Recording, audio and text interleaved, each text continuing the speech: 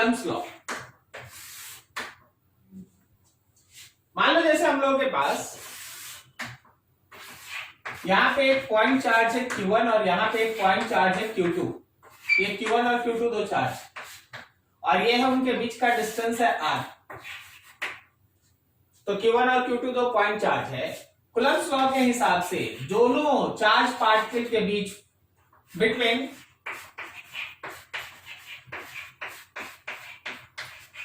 Two point charges, दो point charges के बीच लगने वाला जो इलेक्ट्रोस्टैटिक फोर्स है that will be proportional with product of magnitude of charges divided by square of separation between them. Q1 और Q2 के product के साथ डायरेक्टली प्रोपोर्शनल होता है और उनके बीच के डिस्टेंस के स्क्वायर के साथ इनवर्सली होता है। डिस्टेंस के स्क्वायर के साथ इनवर्सली होता है। इस लाइन का मतलब ये है कि आप अगर इन दोनों चार्ज पार्टिकल्स के बीच का डिस्टेंस बढ़ा देंगे तो याद रखिए कि उनके बीच लगने वाला फोर्स स्क्वायर के साथ घटेगा। जैसे ही आप इस प्रोपोर्शनैलिटी को हटाते हैं यहाँ पे कांस्टेंट आता है 1/4 pi epsilon naught Q1 Q2 by R square. Very very important, पूरा इलेक्ट्रोस्टैटिक लगभग इसी इक्वेशन से आगे पीछे बदलते रहता है। अब इसमें देखना, ये जो सामने वाला टर्म आपको दिखाई दे रहा है ना, ये कांस्टेंट की तरह सर्व करता है। इसमें जो आपके पास 1/4 पाई एप्सिलॉन नॉट है ये कांस्टेंट है। इस कांस्टेंट के अंदर भी एक खास टर्म है, 4 और पाई को तो आप पहचानते हैं, एप्सिलॉन नॉट। उसमें एप्सिलॉन नॉट क्या है? Epsilon not is actually absolute permittivity of space. Absolute permittivity of space, और इसका मतलब इसका वैल्यू होता है 8.85 into 10 to the power -12। 8.85 into 10 to the power -12। हम आपको 8 10 to the power -12 this is value of epsilon not. Okay, और जब आप इसका यूनिट निकालिएगा ना, यहां पे जरा गौर कीजिए, हम उसका यूनिट निकाल देते हैं। इसके यूनिट के लिए देखिए, आपके पास है F is equals to 1/4 pi epsilon naught Q1 Q2 by R square. Okay, देखो हमको ये एप्सिलॉन नॉट का यूनिट चाहिए, तो एप्सिलॉन नॉट को इधर भेज के फोर्स को यहां ले आओ, तो एप्सिलॉन नॉट हो गया हम लोगों का 1/4 पाई Q1 Q2 by F times of R square. 1/4 pi Q1 Q2 by F times of R square by F times of R square. अब जरा यहां देखना, तो देखो Q1 Q2 है, ऊपर में 2 कूलम है और नीचे फोर्स है तो न्यूटन है और डिस्टेंस है तो मीटर स्क्वायर है। इन सबको अगर एक साथ आप मिला देंगे तो ये हो जाएगा कूलम स्क्वायर पर न्यूटन पर मीटर स्क्वायर। समझे क्या, कैसे उसका यूनिट लिखा गया है? कूलम स्क्वायर पर न्यूटन पर मीटर स्क्वायर। ये बस आपके लिए एक रफ वर्क है कि कैसे हम लोग है ना उसका यूनिट निकाल के रखते हैं। उतना रटा नहीं जाता है, हर चीज आप फिजिक्स में रटने का तो कोशिश ही मत कीजिए, खाली फाइनल फॉर्मूला आप ध्यान रखिए, बाकी सब चीज को आप बेसिक तरीके से समझिए। ठीक है, अभी जरा गौर करना इसमें, अभी थोड़ा इसमें गौर करना कि अगर हम लोग हर बार 1/4 पाई एप्सिलॉन नॉट लें, 1/4 पाई एप्सिलॉन नॉट, इसका मतलब है कि 1/4 पाई के जगह पे 3.14 और एप्सिलॉन नॉट आप देख ही रहे हैं 8.85 इंटू 10 to the power -12। आपको इस 1/4 पाई एप्सिलॉन नॉट का जरूरत हर न्यूमेरिकल में पड़ने वाला है। इस वजह से हम लोग इसको याद रखते हैं कि ये वैल्यू कितना आता है। जब आप इसको सॉल्व कर लेते हैं, 1/4 पाई एप्सिलॉन नॉट सॉल्व करके it comes to be 9 into 10 to the power 9। ये वैल्यू हर दिन बैठ के सॉल्व करने की जरूरत नहीं है। जहां भी 1/4 पाई एप्सिलॉन नॉट दिखेगा, 1/4 पाई एप्सिलॉन नॉट दिखेगा, इसकी जगह पे 9 into 10 to the power 9 use करना है। लेकिन इसमें ध्यान रखना है कि ये तभी यूज करना when all are in SI unit.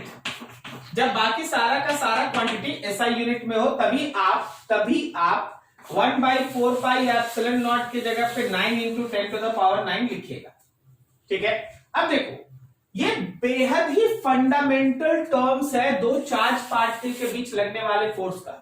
जब कभी भी आप दो चार्ज पार्टिकल लेंगे, उनके बीच अगर r का डिस्टेंस मेंटेन है तो उनके बीच लगने वाला इलेक्ट्रोस्टैटिक फोर्स का वैल्यू होगा 1/4 pi epsilon naught q1 q2 by r square, q1 q2 by r square. यहां पे जरा एक चीज देखना, जैसे एक चीज हम समझा दें, अगर हम लोगों का q1 and q2 have same sign, उसका साइन सेम हुआ, तो आपको भी पता है कि जो मेरा फोर्स होगा वो होगा रिपल्सिव। ठीक है, बट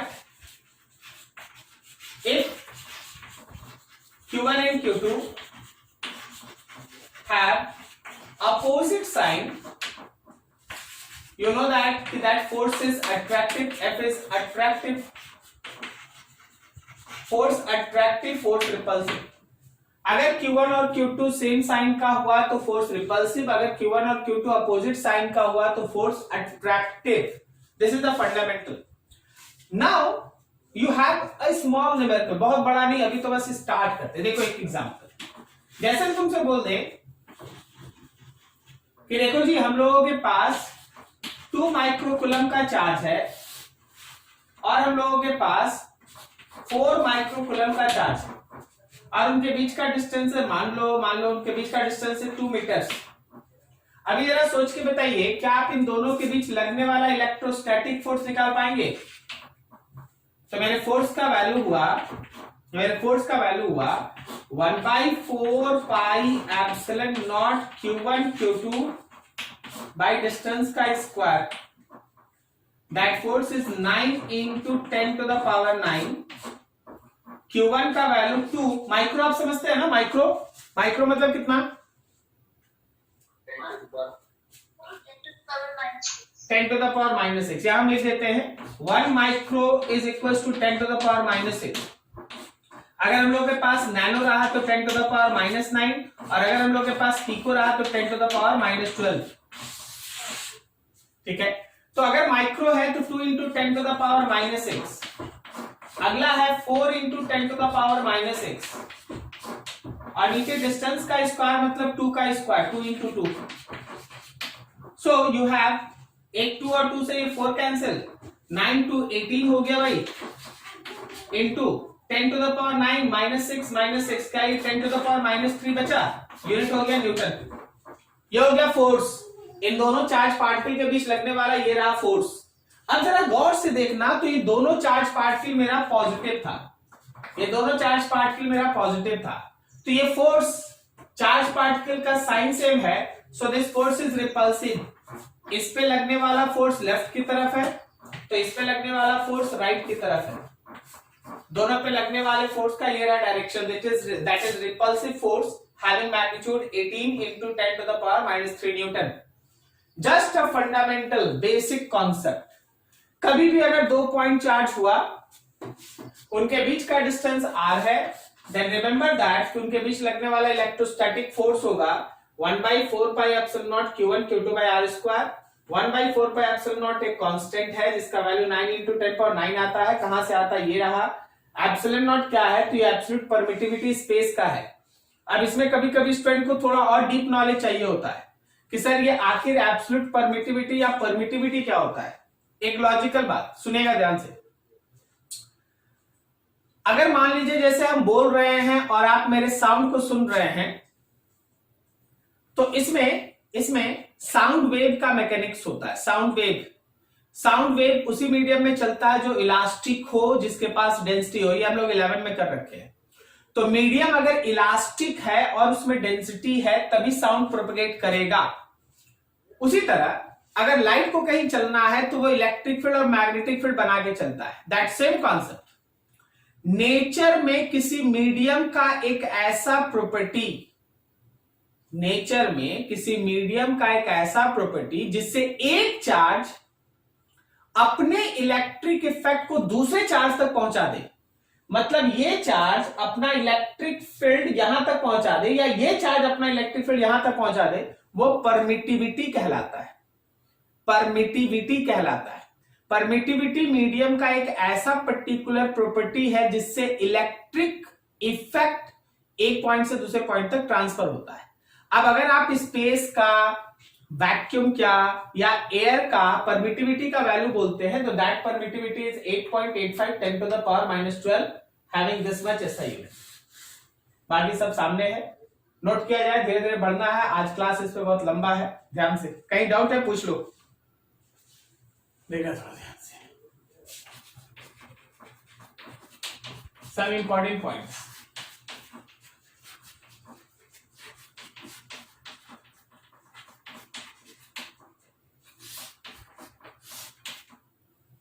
सबसे पहला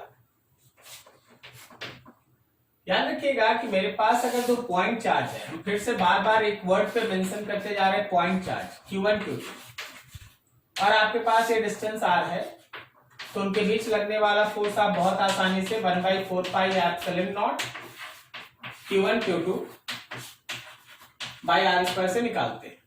हर बार इतना लिखते भी नहीं है, 1/4 पाई एप्सिलॉन नॉट की जगह पे आप K लिख लीजिएगा शॉर्ट में, और आपको मालूम होना चाहिए कि K का वैल्यू आपके पास है 9 × 10 to the power 9। आप इसको भी यूज कर सकते हैं लाइक दैट। लेकिन एक चीज ध्यान देना कि ये जो कॉन्सेप्ट अभी आप पढ़ रहे हैं, बार बार आपको बोला जा रहा है कि this is applicable only for point charges. Point charge that particular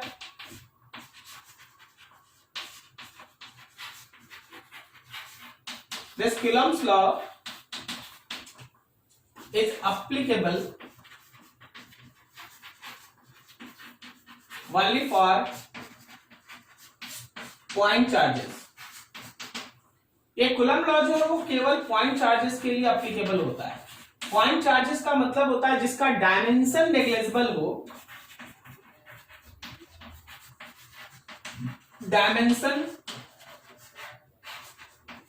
negligible, जिसका साइज के बारे में कोई डिस्कशन ना हो, उसको आप पॉइंट चार्ज लेते हैं। ठीक है, अगर हमारे पास साइज काफी छोटा है, चार्ज पार्टिकल का साइज काफी छोटा है, तो हमेशा ध्यान रखना कि आप उसको पॉइंट चार्ज लेंगे, और पॉइंट चार्ज के केस में ही आप ये कूलम्ब्स लॉ लगा सकते हैं।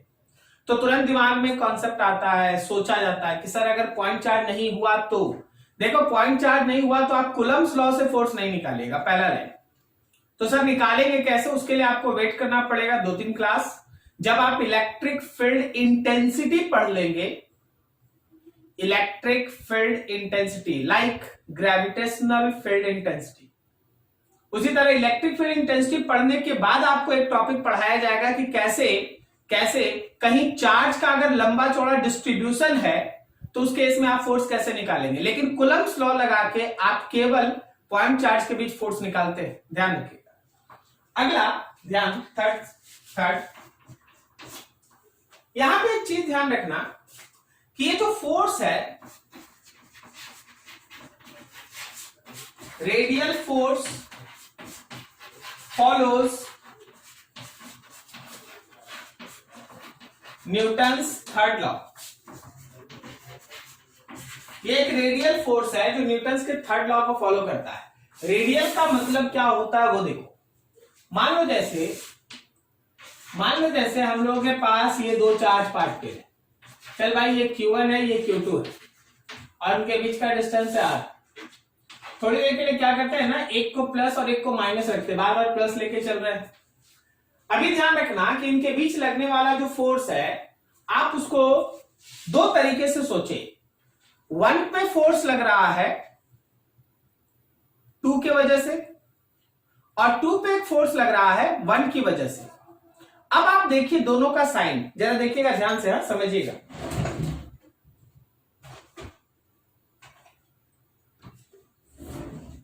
देखो प्लस और माइनस होने की वजह से 1 पे फोर्स लगेगा इस डायरेक्शन में, और 2 पे फोर्स लगेगा इस डायरेक्शन में, दोनों अट्रैक्ट होगा। This is force acting on 1 due to 2, and this is force acting on 2 due to 1। दोनों फोर्स इनको मिलाने वाले स्ट्रेट लाइन के ऊपर ही लाई करेगा, और दोनों का डायरेक्शन अपोजिट है, लेकिन दोनों के मैग्नीट्यूड के बारे में सोचो। अगर हम लोग मैग्नीट्यूड हम 1 2 का लिखें या फिर हम मैग्नीट्यूड 2 1 का लिखें, दोनों फोर्सेस का मैग्नीट्यूड सेम ही है k q1 q2 by are square, मतलब दोनों का मैग्नीट्यूड सेम। बट अगर आप ध्यान से देखेंगे तो जो मेरा फोर्स 1 2 है वेक्टर फॉर्म में और जो मेरा फोर्स 2 1 है वेक्टर फॉर्म में, वो दोनों सेम नहीं है। Actually they are in opposite direction. याद देखो,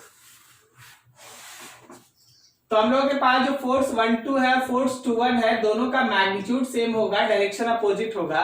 इसी को तुम्हारे पास शॉर्ट में लिखा गया है, फॉलोज न्यूटन्स थर्ड लॉ। ये न्यूटन्स के थर्ड लॉ को फॉलो करता है। आप कितना भी फिगर बना लीजिए। चलिए अब एक और थोड़ा सा स्टूडेंट को थोड़ा सा डाउट हो गया है, तो हम लोग है ना 2-3 चार्ज एक साथ लेके देख ले। थोड़ा ध्यान से देखना, कंफ्यूज नहीं होना। चार्जेस को साइन के साथ समझो। मान लीजिए प्लस q1 है, सपोज यहाँ माइनस q2 है, और मान लो यहाँ पे q3 है, प्लस है। अब आप सोच लो कि आपको अगर 1 और 2 के बीच का फोर्स का डायरेक्शन चाहिए, तो उसके लिए पहले इन दोनों को स्ट्रेट लाइन में ऐसे मिला दियो। सही है? जरा गौर करना, 1 प्लस है 2 माइनस है, तो 1 पे ये फोर्स लगा, this is force acting on 1 due to 2, and this is force acting on, बोलो किस पर, 2 ड्यू टू 1। कोई दिक्कत नहीं किसी को? अब देखिए, अगर कोई बोलता है कि सर हम लोग है ना 1 और 3 के बीच का फोर्स निकालेंगे, तो पहले आप 1 और 3 को स्ट्रेट लाइन में मिला लो भाई। ठीक है, जरा गौर करना,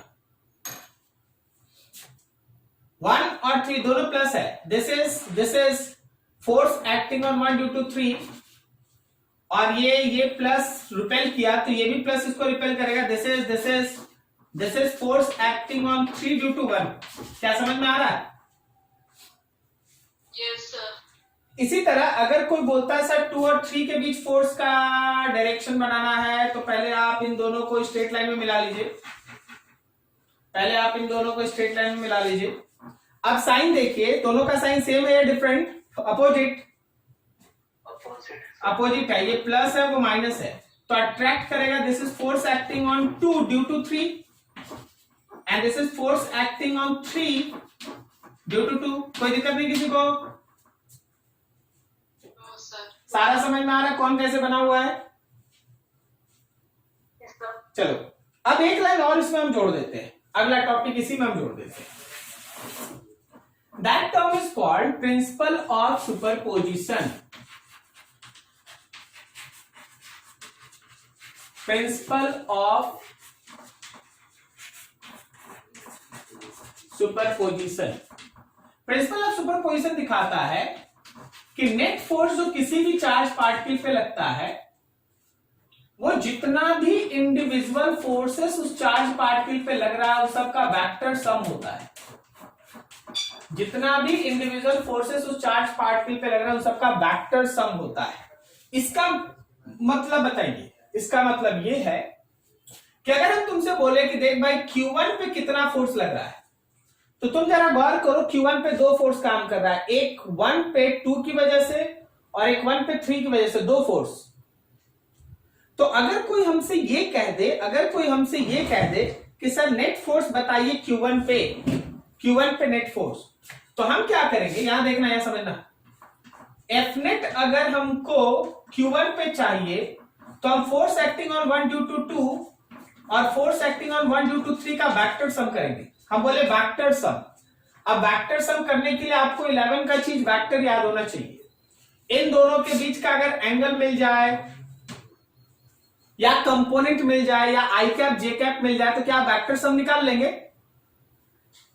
ये तरीका। उसी तरह अगर हम तुमसे बोले कि 2 पे लगने वाला नेट फोर्स बताओ, नेट फोर्स ऑन Q2, तो 2 पे 2 फोर्स काम कर रहा है। एक है force acting on 2 due to 1 और दूसरा है force acting on 2 due to 3। ये 2 फोर्स, उनके बीच कुछ एंगल होगा, उस एंगल के बेसिस पे अपना जो वेक्टर हम लोग पढ़े हैं उसको यूज करेंगे। तो जब कभी भी किसी खास चार्ज पार्टिकल पे हमको नेट फोर्स निकालना होगा, जितना भी उस पे लगने वाला इंडिविजुअल फोर्सेस है, सबको पहले बना लो यार, और उसके बाद प्रॉपर वे से वेक्टर रिजल्टेंट फाइंड करो। जो वेक्टर रिजल्टेंट निकलेगा सारे फोर्सेस को मिला के वही तुम्हारा net force acting on that charge होगा। ठीक है, चलिए अब छोटा छोटा एग्जांपल करते हैं, इसी को हम प्रिंसिपल ऑफ सुपरपोजिशन कहते हैं। छोटा छोटा एग्जांपल जैसे देखो, मान लो जैसे हम लोगों के पास एक इक्विलैटरल ट्रायंगल है और इस इक्विलैटरल ट्रायंगल के तीनों वर्टेक्स पे चार्ज है क्यू क्यू क्यू और इस इक्विलैटरल ट्रायंगल का एज लेंथ है एल। तुमसे ये बोला गया find net force on any one Q due to other charges. बाकी चार्जेस के कारण किसी एक चार्ज पे लगने वाला नेट फोर्स निकालना है। अब देखो, थोड़ा समझना, थोड़ा दिमाग खुला रहे। हम थोड़ा नाम लिख देते हैं, हम इसको 1 कह दिए, इसको 2 कह दिए, इसको 3 कह दिए। तो क्या 1 मेरे 3 को इधर रिपेल कर रहा है? This is force acting on 3 due to 1। समझ में आया क्या आपको समझ में आ रहा है? Yes sir. सबको कोई दिक्कत किसी को? ठीक है ना। सिमिलरली 2 3 को इधर रिपेल करेगा, 2 3 को इधर रिपेल करेगा। This is force acting on 2 due to 3। तो अगर आप देखेंगे तो उस पे 2 फोर्स लग रहा है और दोनों के बीच का कुछ एंगल है। देखो, इक्विलैटरल ट्रायंगल है तो इधर का एंगल 60 है, तो ये भी एंगल तो 60 हुआ। Yes sir. बस आपको क्या करना है, इसका वेक्टर रिजल्टेंट फाइंड कर दीजिए, आपको आंसर मिलेगा। यहाँ जगह नहीं है, हम लोग उधर कर लेंगे। आप यहां तक देखिए, हम कैलकुलेशन आपका कर देंगे, आप वहां तक देखिए, समझिए, एक एक टर्म को समझिए। सबसे पहला चीज कि 2 चार्ज पार्टिकल अगर है तो उनके बीच लगने वाला फोर्स ऐसे होगा। एक चीज ध्यान रखना है कि पॉइंट चार्ज के बीच काम करता है, ये न्यूटन के थर्ड लॉ को फॉलो करता है। थर्ड लॉ का मतलब ये है, अगर हमारे पास सिस्टम में चार्जेस है तो हर एक चार्ज किसी दूसरे चार्ज पे फोर्स लगाता है। तो किसी भी चार्ज पे अगर हमको नेट फोर्स चाहिए तो जितना भी हमारा फोर्सेस होगा उन सभी का वेक्टर सम निकालना होगा। This is principle of superposition. ये छोटा सा एग्जांपल है, कैलकुलेशन इधर करेंगे। नोट करो अच्छे से, कहीं डाउट है पूछ लो।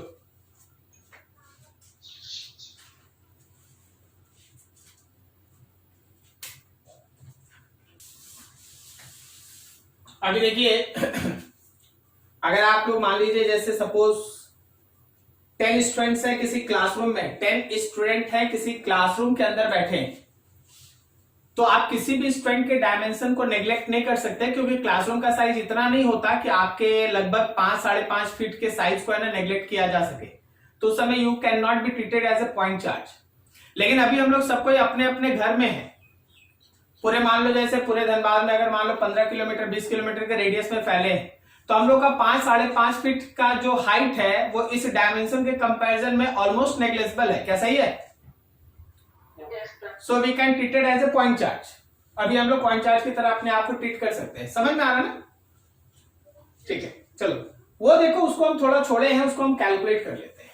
तो मेरे पास जो यहां एक चार्ज था उस पर इधर एक फोर्स लग रहा था। This is force acting on 2, force acting on 2 due to 3 है, और एक फोर्स इधर लग रहा था। This is force acting on 2 due to 1 है।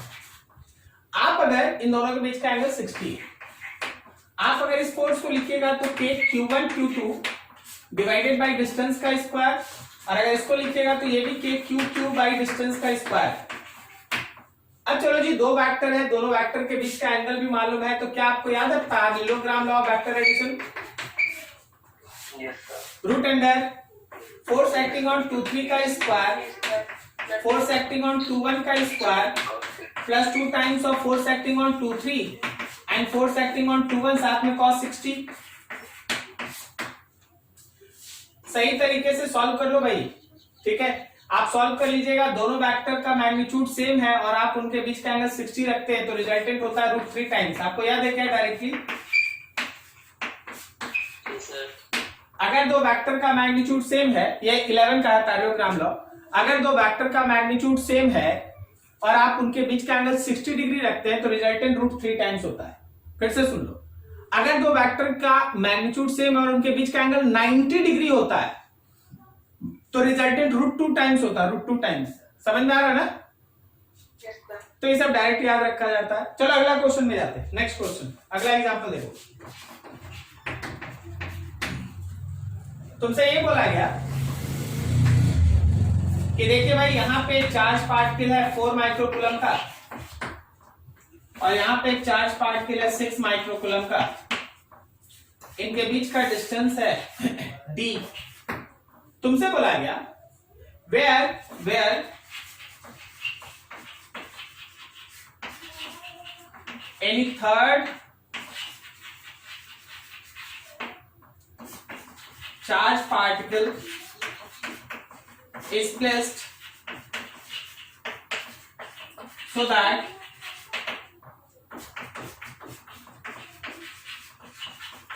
it remains in equilibrium, ताकि वो इक्विलिब्रियम में रहे। क्या लगता है, तुम एक जनरल थ्योरी डेवलप करो, बताओ वो तीसरा चार्ज पार्टिकल आप कहां रखिएगा कि उस पर लगने वाला नेट फोर्स 0 होगा? अपने से कुछ सोचो। अच्छा चलो थोड़ा गलत बनाते हैं, थोड़ा गलत बनाते। मान ले इसको हम लोग Q1 कह दिए हैं, इसको हम लोग Q2 कह दिए हैं और हम हमको नहीं पता कहां रखना है और हम क्या किए ना, Q3 को यहां रख दिए। चलो ये सोच के बताओ 1 3 को क्या लेफ्ट में रिपेल करेगा? Yes sir. और 2 भी 3 को लेफ्ट में ही रिपेल करेगा। अच्छा दोनों वेक्टर एक तरफ होगा तो क्या इसका रिजल्टेंट 0 हो सकता है? कभी नहीं। सिमिलरली मान लीजिए आपको नहीं पता, आप गलती से यहां रख दिए तो 2 इसको राइट में रिपेल करेगा और 1 भी इसको राइट में रिपेल करेगा। सही है ना? फिर से अगर दोनों वेक्टर एक तरफ है तो आपका रिजल्टेंट 0 हो ही नहीं सकता। मतलब अब तो बचा भाई एक ही जगह बीच में। तो मान ले हम लोग बीच में कहीं रखते हैं जिसका एक से डिस्टेंस है x, तो दूसरे से डिस्टेंस हो गया d-x। अब थोड़ा समझना, 1 जो है वो 3 को राइट में रिपेल करेगा, this is force acting on 3 due to 1, और 2 जो है वो 3 को लेफ्ट में रिपेल करेगा, this is force acting on 3 due to 2। नाम समझ में आ रहा है ना कैसे लिख रहे हैं? Force acting on 3 due to 1, force acting on 3 due to 2। Clear?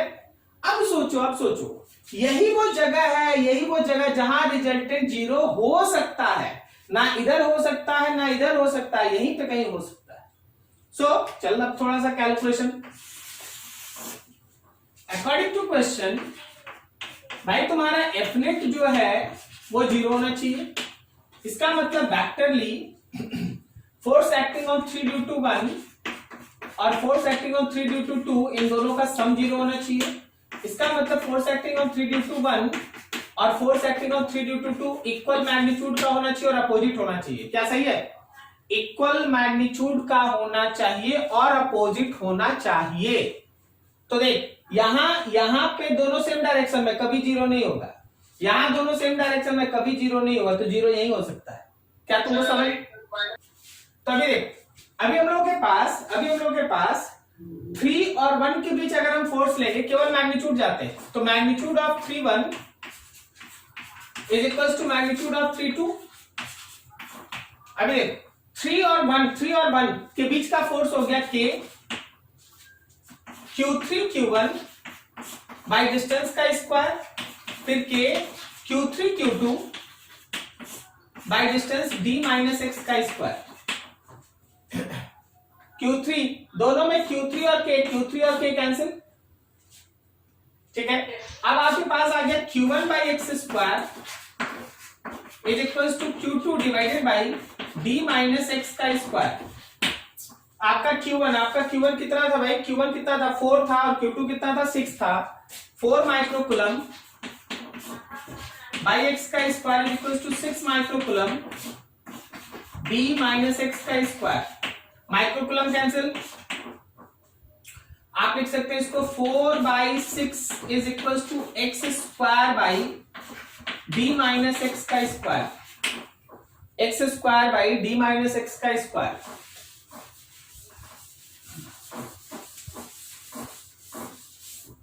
अभी देखो इसको, क्या हम इसको लिख सकते हैं, root under 4/6 x by d minus X, square हटा दिए उधर रूट चल दी, तो यहां पे हो गया 2/√6 इस x by d minus X, इसको उधर भेज दे भाई, 2d minus 2x is √6x, 2d is equals to 2x plus √6x, x common ले लो तो 2d divided by 2 plus √6 is equals to x, this is your answer. मतलब आप थर्ड चार्ज पार्टिकल को यहां रखिएगा तो उस पे लगने वाला नेट फोर्स का वैल्यू 0 होगा, और ये पॉइंट दोनों चार्जेस के बीच में कहीं है।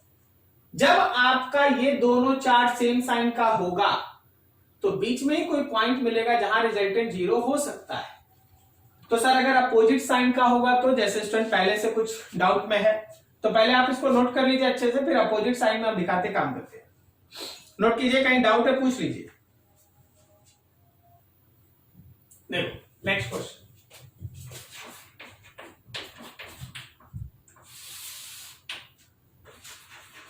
ये हम लोग के पास +2 माइक्रोकूलम है और ये हम लोग के पास -4 माइक्रोकूलम है। इनके बीच का डिस्टेंस है, मान लो ऐसे ही d लिख देते हैं।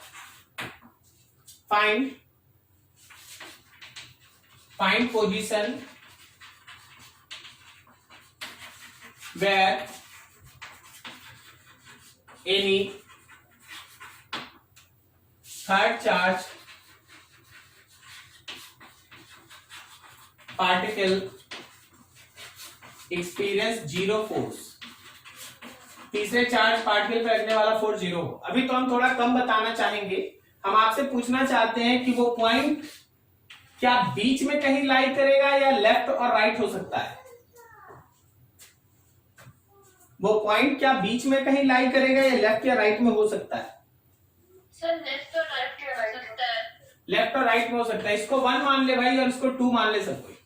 बीच में अगर आप कहीं भी Q3 रखते हैं तो देखिए 1 उसको अपनी तरफ खींचेगा, सॉरी ये प्लस है ना, तो 1 प्लस प्लस प्लस प्लस को रिपेल करेगा और ये माइनस है तो ये खुद उसको अपनी तरफ खींचेगा, खुद अपनी तरफ खींचेगा। क्या समझ में आ रहा है?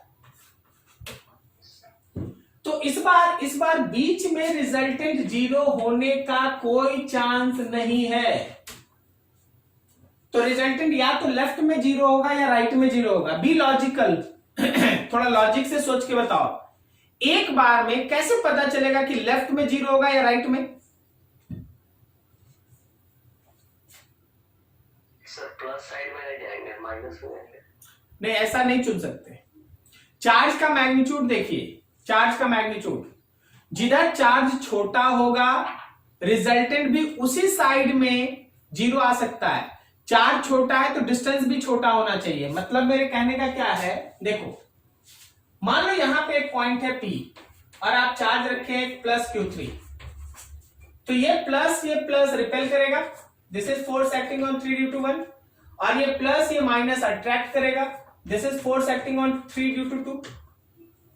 मान लो यहां से इसका डिस्टेंस है x। चलिए कैलकुलेट करते हैं, देख लेते हैं, ठीक है। लेट आंसर में लेट दिस पॉइंट थोड़ा शॉर्टकट में बनाते हैं, आप समझ लेंगे। बिकॉज आपको एफ नेट का वैल्यू 0 चाहिए, तो ये तभी पॉसिबल है जब 3 पे 1 का फोर्स और 3 पे 2 का फोर्स का मैग्नीट्यूड सेम। बाकी कैसे आया था हम लोग अभी देखे थे। तो देखो समझना, 3 और 1 के बीच लगने वाला फोर्स के Q1 Q3, 1 और 3 के बीच के डिस्टेंस का स्क्वायर, 1 और 3 के बीच का डिस्टेंस का स्क्वायर, उसी तरह के Q2 Q3, 3 और 2 के बीच के डिस्टेंस का स्क्वायर। बता जी 2 और 3 के बीच का टोटल डिस्टेंस कितना? x प्लस d, हाँ, d प्लस एक्स का स्क्वायर। तभी आपका Q3 कैंसिल। Q1 कितना है तो 2 माइक्रोकूलम, नीचे एक्स स्क्वायर, और Q2 कितना है तो बता दो Q2 कितना लिखेगा, क्योंकि उसमें एक डाउट है, बोलो।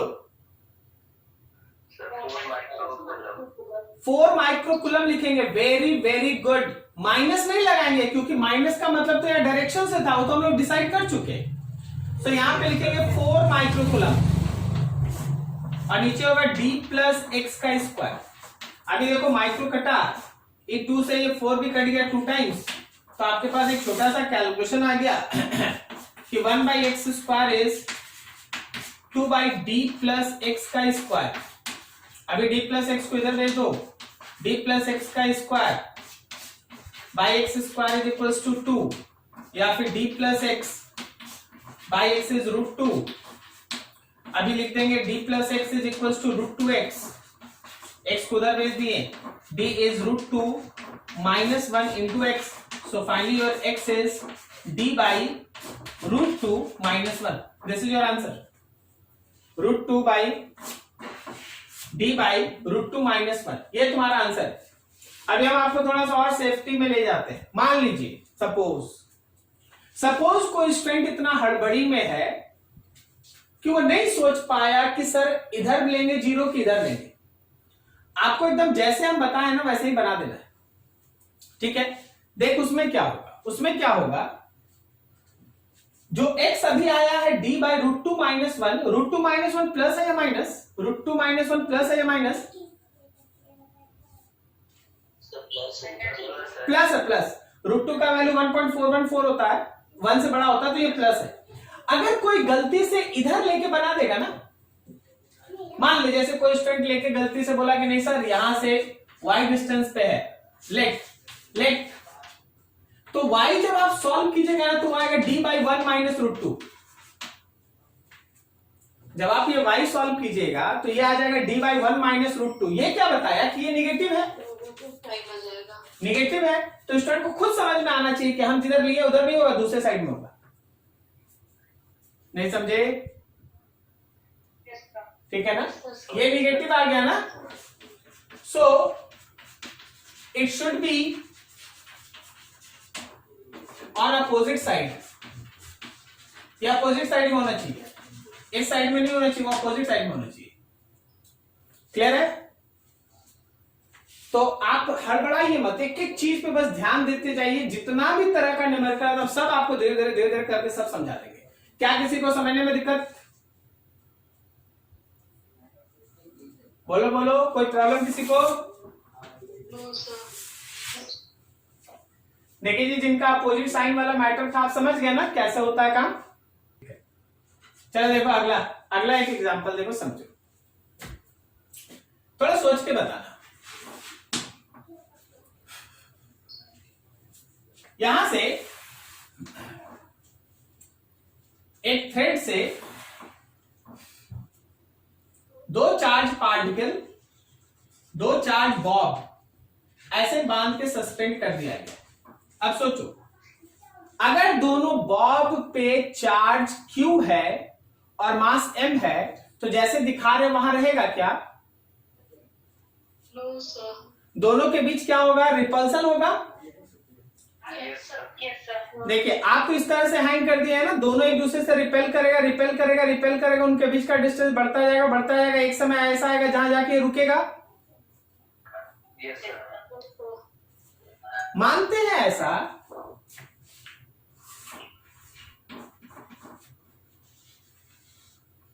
मानते हैं ऐसा कि इक्विलिब्रियम में उनके बीच का ये रहा थीटा और थीटा, उनके बीच का डिस्टेंस है d। अभी इसको हटा देते हैं, उनके बीच का डिस्टेंस है d। चार्ज पार्टिकल का मास m था, चार्ज q था, चार्ज पार्टिकल का मास m है, चार्ज q है। तुमसे बोला गया, ठीक है ना, at equilibrium of Bob find theta. Equilibrium पे ये जो आपका थीटा दिख रहा है तुमको ये निकालना है, ठीक है। थोड़ा सा है ना लॉज ऑफ मोशन या फिर आप फ्री बॉडी डायग्राम के बारे में सोचिए। फ्री बॉडी डायग्राम देखिए और सोच के बताइए। कोई एक बॉब पे अपना ध्यान कंसंट्रेट कीजिए, कोई एक बॉब को ध्यान से देखिए। कोई बता सकता है उस एक बॉब पे कितना फोर्स लग रहा है अलग अलग?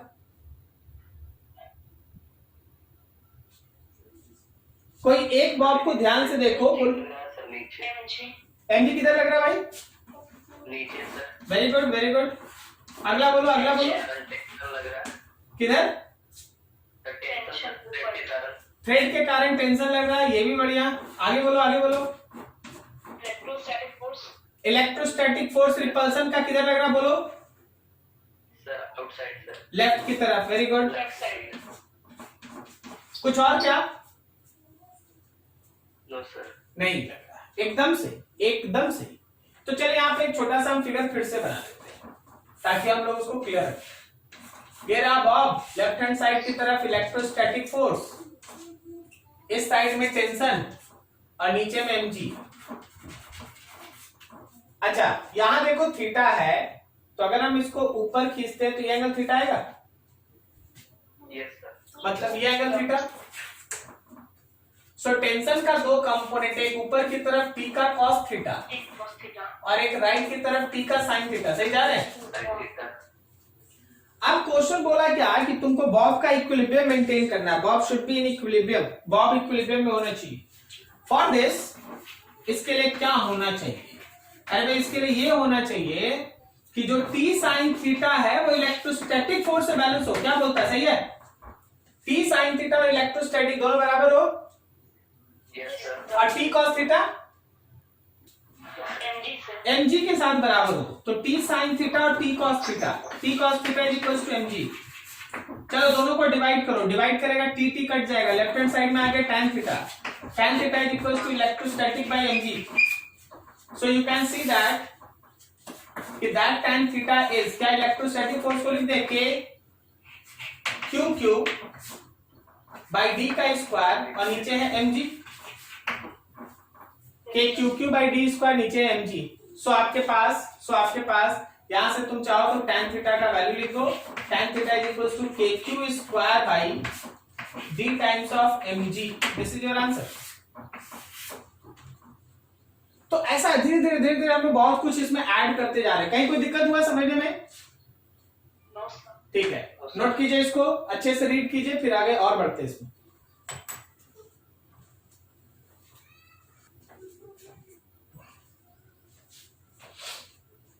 चलो अब ये सब है ना सीधा सीधा छोटा छोटा ऑब्जेक्टिव्स है, एकदम देख देख के आप आंसर दे सकते हैं, थोड़ा सा दिमाग लगाइएगा बस। यहां भी क्यू है, यहां भी क्यू है, यहां भी क्यू है और यहां भी क्यू। यहां पे सेंटर पे एक चार्ज है स्मॉल क्यू। बोलो f net on small q कितना? Net force on small q कितना? 0 0 एकदम 0 बिल्कुल। कारण है देख भाई, ये इसको इधर रिपेल करेगा तो जस्ट अपोजिट वाला उसको दूसरी तरफ धकेल देगा और आइडेंटिकल चार्ज सिमिलर डिस्टेंस, इसलिए इसका रिजल्टेंट यहाँ पे 4 वेक्टर्स है और उन चारों वेक्टर का रिजल्टेंट अगर आप गौर से देखिएगा then it comes to be 0। क्या सही है? Yes sir. अगला एग्जांपल, हड़बड़ा के नहीं देना, आंसर देख के सोच के देना।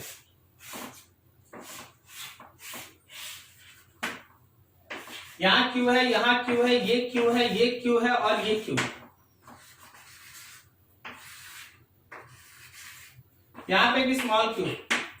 ये मेरे पास एक रेगुलर हेक्सागोन है जिसका एज लेंथ है L। सोच के बताओ स्मॉल क्यू पे लगने वाला फोर्स 0 या नॉन 0? Very good. डायरेक्शन बताओ। Left side. क्यों लेफ्ट साइड? क्यों लेफ्ट साइड? तो सर राइट में होगा, में होगा। बस यही चीज आपको समझना। आपको आता है लेकिन इतना जल्दी आप बोलने के पीछे है ना कि आपसे गलती होगी। आपको आता है क्योंकि आप ही बताए राइट, एकदम सही। देख इस चार्ज का जो फोर्स होगा वो इस चार्ज के फोर्स से बैलेंस, इस चार्ज का जो फोर्स होगा वो इस चार्ज के फोर्स से बैलेंस, लेकिन इस चार्ज का जो फोर्स होगा उसको बैलेंस करने वाला कोई है नहीं, तो यही तुम्हारा एफ नेट बच जाएगा। ठीक है ना? Towards right. क्लियर है? अगला एग्जाम्पल, Yes, sir. अगला एग्जाम्पल।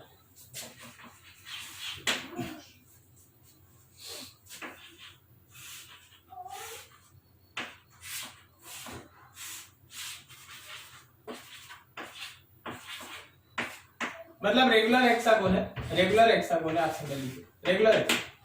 यहाँ पे क्यू है, यहाँ क्यू है, यहाँ क्यू है, यहाँ माइनस क्यू है, यहाँ माइनस क्यू है और यहाँ माइनस क्यू है, और यहाँ बीच में कैपिटल क्यू है। सोच के बताओ, f net on small q zero या non zero? F net on small q zero या non zero? None zero, sir. Non zero, very good. कोई बता सकता है उसका डायरेक्शन?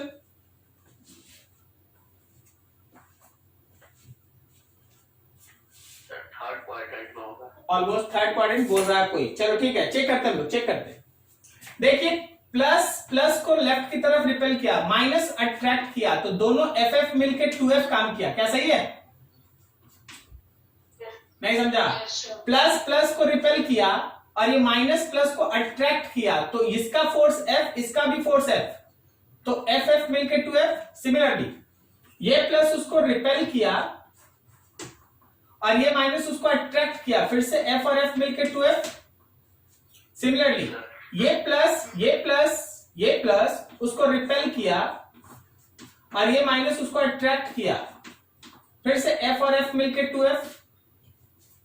मतलब अगर आप उसको ध्यान से देखिएगा, तो जरा गौर कीजिए, इस Q के ऊपर इधर लग रहा है 2f, इस डायरेक्शन में लग रहा है 2f, और फिर इधर लग रहा है 2f। क्या आपको वेक्टर याद है अच्छे से? अगर वेक्टर याद है तो सब लोग देख के बना देते। जरा गौर करो, ये दोनों वेक्टर्स के बीच का एंगल 120 है। Yes, sir. अगर दो वेक्टर के बीच का एंगल 120 होता है तो आपको पता है उसका रिजल्टेंट कितना होता है? सेम मैग्नीट्यूड, उसका रिजल्टेंट सेम मैग्नीट्यूड का होता है। अगर दो इक्वल, देखिए हम आपको थोड़ा कुछ लिख देते, थोड़ा देखिएगा, ध्यान से देखिएगा, तो हम आपको थोड़ा वेक्टर आपको रिवाइज कराते हैं। मान लीजिए इधर एक x मैग्नीट्यूड का वेक्टर है, इधर x है और उनके बीच का एंगल 60 है, तो याद रखना रिजल्टेंट होगा √3x कहीं बीच में, ये √3x। उसी तरह अगला देखो, अगर मेरे पास xx करके 90 डिग्री एंगल पे है, तो याद रखना कि रिजल्टेंट होगा √2x, और वो होगा कहीं इधर √2x। अगर आपके पास xx करके 2 है और उनके बीच का एंगल 120 है, तो याद रखना रिजल्टेंट भी x होगा, और वो रिजल्टेंट कहीं इधर होगा, x ही होगा। क्लियर हो रहा? तो अभी देख 2f और 2f 120 डिग्री, इसका जब आप रिजल्टेंट बनाएंगे, तो इसका रिजल्टेंट है ना इधर ही होगा 2f। अब जरा सोचो, पहले से 2f था और एक और 2f आ गया, तो क्या तुम बोल सकता है कि सर इसका फाइनल रिजल्टेंट इस डायरेक्शन में है 4f? देखो तो समझ में आया? क्या तुम बोल सकते हैं इसका फाइनल रिजल्टेंट इस डायरेक्शन में 4f? कैसे आ गया 4f? 2f पहले से था और इन दोनों का रिजल्टेंट 2f और आया, तो नेट मिलके कितना हो गया 4f। वेक्टर पे कमांड रखिए, मजा आ जाएगा, बस एकदम सीधा बात। वेक्टर पे कमांड नहीं होगा सजा हो जाएगा, ठीक है? वेक्टर पे कमांड रखो, देखो कितना मजा आएगा। क्योंकि लाइन ही क्या है, प्रिंसिपल ऑफ सुपरपोजिशन लाइन क्या है कि अगर एक से ज्यादा फोर्स कहीं लग रहा भाई तो वेक्टर रिजल्टेंट निकाल दे, बस यही तो है। आप में से उनको प्रॉब्लम होगा जिनका वेक्टर का रिजल्टेंट निकालने में दिक्कत होता है। अदरवाइज अगर आपको वेक्टर का रिजल्टेंट आता है ना, टॉपिक एकदम ऐसे ही खत्म, ठीक है? खाली ध्यान रखना है, वेक्टर्स बनाना है, रिजल्टेंट फाइंड करना, और कुछ करना ही नहीं है। क्या आपको समझ में आ रहा है क्या हुआ आज क्लास में?